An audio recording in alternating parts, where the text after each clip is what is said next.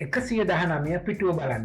දේශප්‍රේමී ජනතා ව්‍යාපාරය මිනිමරුව හැටි බලන්න. බටලන්දට රනිල්ගෙන් පිළිතුරු. ආණ්ඩුව පාර්ලිමේන්තුවේ සභාගත කළ බටලන්ද කොමිසම් සභා වාර්තාව සම්බන්ධයෙන් 16 වෙනිදා ප්‍රකාශයක් කරන බව හිටපු ජනාධිපති රනිල් වික්‍රමසිංහ මහතා පැවසුවේය. මෙම කොමිසම් සභා වාර්තාවෙන් තමන්ට චෝදනා එල්ල කර ඇති බව ප්‍රකාශ කළත් වාර්තාවේ 119 වෙනි පිටුවේ තිබෙන කරුණු අධ්‍යයනය කරන ලෙස හිටපු ජනාධිපතිවරයා පාර්ලිමේන්තු මන්ත්‍රීවරුන්ගෙන් ඉල්ලා සිටියේය. කොමිසම් සභා වාර්තාවේ 119 වෙනි පිටුවේ තියෙන්නේ මම ගෙවල් දෙකක් දීපු එක නිත්‍යානුකූල නැහැ කියලා.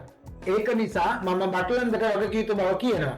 වාර්තාවේ මට කිසිම දඬුවමක් නිර්දේශ කරලා නැහැ. මම සහ එවකට කැලණියේ ජ්‍යෙෂ්ඨ පොලිස් අධිකාරී නලින් දේවගඩ වක්‍රව වගකිය යුතු බව කියනවා. ඍජුව කිසිම චෝදනාවක් නැහැ. බටලන්ද කොමිසම් සභා වාර්තාව ජනතා විමුක්ති පෙරමුණ පිළිගෙන තමයි පාර්ලිමේන්තුවට ඉදිරිපත් කළේ. ඒකේ තියෙනවා දේශප්‍රේමී ජනතා ව්‍යාපාරය මිනිමරපු හැටිත්. කොමිසමෙන් කාගේවත් ප්‍රජා අයිතිය අවශ්‍ය කරන්න බෑ. මොකද මෙම කොමිසම් සභාව 48 වගන්තිය යටතේ පිට වූ සාමාන්‍ය කොමිසම් සභාවක් විතරයි. හිටපු ජනාධිපතිවරයා වැඩිදුරටත් පැවසුවේය.